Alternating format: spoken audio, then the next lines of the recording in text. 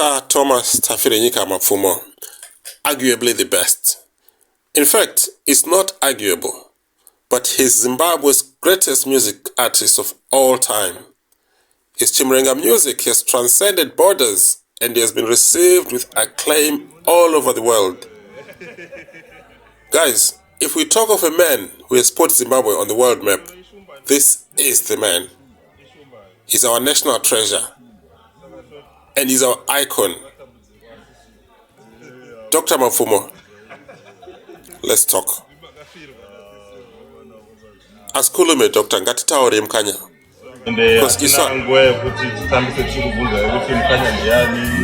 Mukanya akazvarwa kuti Zimbabwe, South Africa yese iro kuziva Mukanya ndiyani. Kune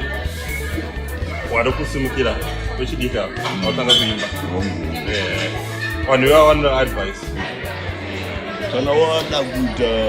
izvo zvatiri kuti dancehall mazuva ano wopinda kamuchirudzi chavo nokuti iwo zvatinoda kuti tinoda kuti uite mbiri pasi pano pasi rino rese zvinhu zvawakaitwa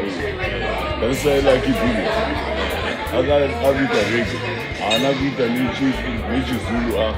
akaita nechirungu no everywhere hazvina kuimba kutedzera kuimba kunoita vamudzi nezvivane vamwe asi chiita nerudzi rwacho vanhu vese vakunzi handiti mada kupindira mumashava evavo votoita zvemashava avo kurega kuchidaidza kuti hanzi Zim Dancehall kuti hakuna chinonzi Zim Dancehall. Everybody knows kuti dancehall yese inobva kuJamaica. Saka if you come up nezita rekuti Zim Dancehall already you are lost. Mukanya ivi kubva kuimba kwamakaita makore ese aya magara mamaintaina standard maseta bhaa rekuti success yemusic muZimbabwe kanzu wabudirira unofanira kunge waita saDr. Thomas Mapfumo. Makazvifambisa sei kuti musvike ipapo? Tese takatangira kwavakatangira ndaimboimba iwo anonzi macopyrights aya vanondoona vazhinji kwavanoti Mdara yakunga akangotanga achimboimba zvaarikuimba ndakapinda zvakawanda ndakapfeka dinner suit ndakaimba night club staff hauna staff yaunonditaurira maBeatles Rolling Stones vana Chicago Francisco Authority vana James Brown vese vavo takavatedza zvataivatedzera yaive nguva yacho yekuti taitedzera asi tava tisingaite kutoita inodzivisa dzimbo dzavo totiita taitedzera zvinhu zvavo zvavakaita kare kare kwavo kuri kufunda tichiedza kutsvaga gwara rekuti tiwanewo zvedu ndakaita izvozvo kwemakore akawanda ndaimba rock and roll ndaimba jazz ndaimba anything soul music. I was into that, but ndichiona ndichidaro so ndakati alright ndingangoda kuva Elvis Presley, ndingangoda kuva John Lennon, ndingangoda kuva Frank Sinatra, but I'm Thomas Mukanya. Ini ndine kwandinobva ava vane kwavanobva saka kwandinobva chii chiriko chandingaitewo kuti ndizikanwe nekuti ndinobva ndirimubawo saka ini ndakakurira kumusha zvandakakurira kumusha mambuya vangu nasekuru vangu vakanga vari mutraditional dance traditional music yanga iri yakuridza ngoma nekutamba mbira kwacho utabuya munoziva kuti vabiri naganyire mambuya kwati chaiko munhu ukanditaurira mbira uchitanzi uya anoridza mbira uchirari inotaura kuti agorira ndinoziva chaizvo anorinyatsoridza zvinoita kuti mudzimu uye ndinoziva saka zvinhu zvatinenge tifanirwa kuti tifunde culturally kuona kuti kwedu ukweaku tine maprovinces akawanda tine macultures akawanda futi saka hatifanirwi kuonekwa tichishayika kushaya mhanzi yekuimba kwese kune nhazvakasiyana siyana. Saka we are very rich nenyaya yeculture yedu. We are very rich. Kuti vana vedu vajambire vachienda vachinoimba chiJamaica nechishona hazvisiri zvakaona. Munoona kuti kana nguva yehondo iya saka ngatina mateenage people nazechimanatsa ivo vana Oliver vanga varipo vakawanda vese nguva kwaitongwa nanafrika but radio takaichinja yakanga yakubararadza chivanhu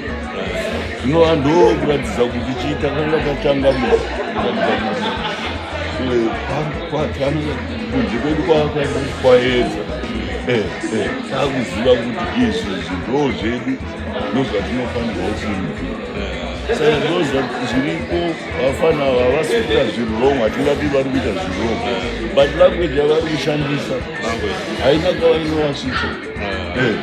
because iri pakati pedu isusu ndisinowanzwa kuti ari kuti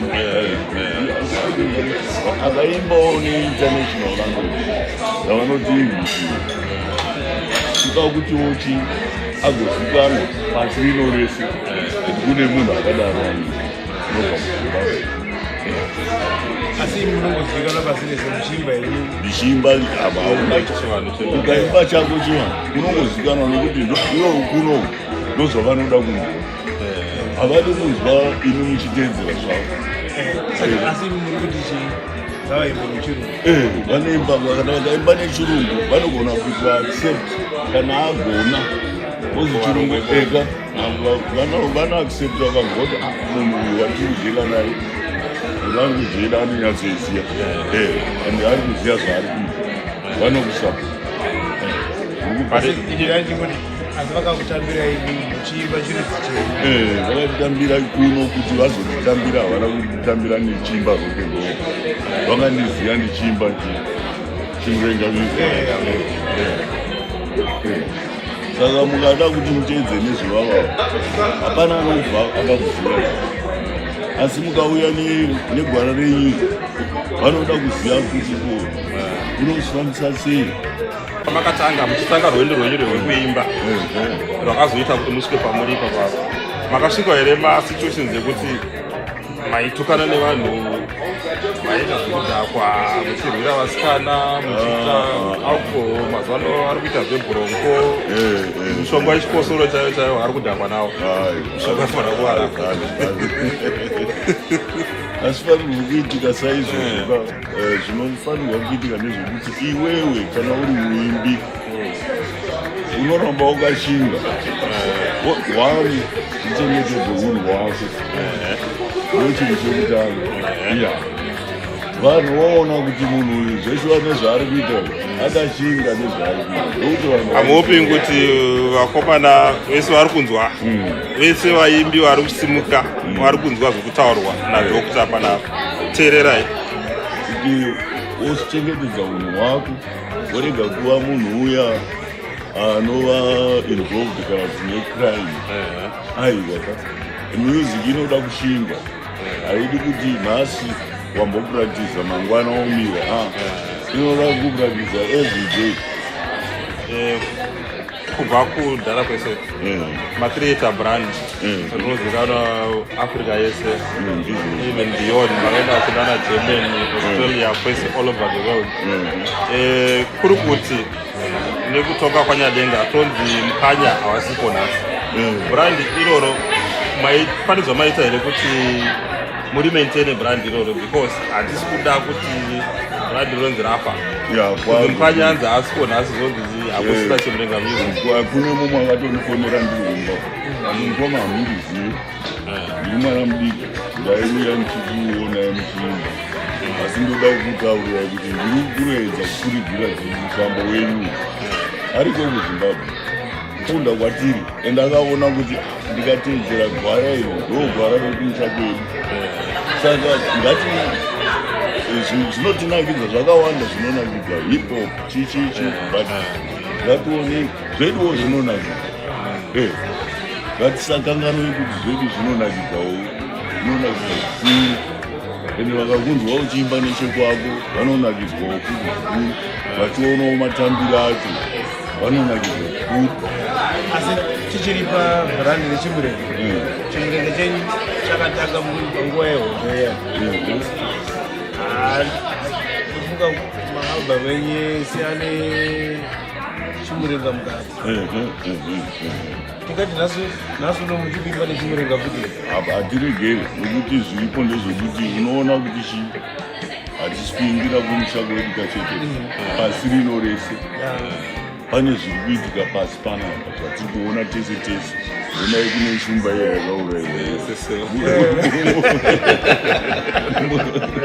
mudzimu wedu wakaotoa asi mudzimu wechirungu tatorerwa mudzimu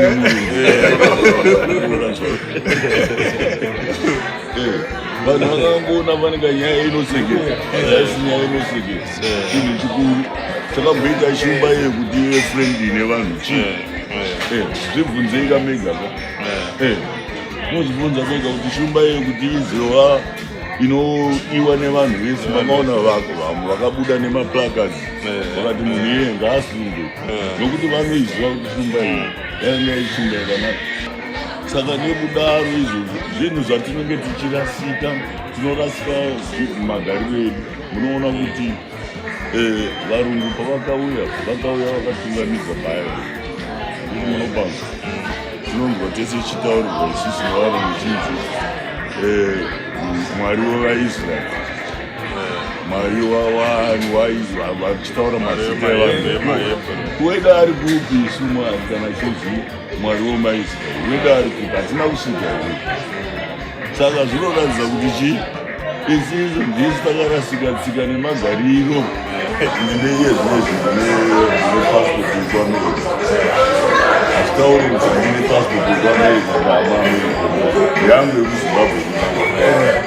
saka ndikuziva kuti kumusha kwangu ndinofanirwa kuti ndiende kunoona vanhu kuti zimbabwe ndinokuti zimbabwe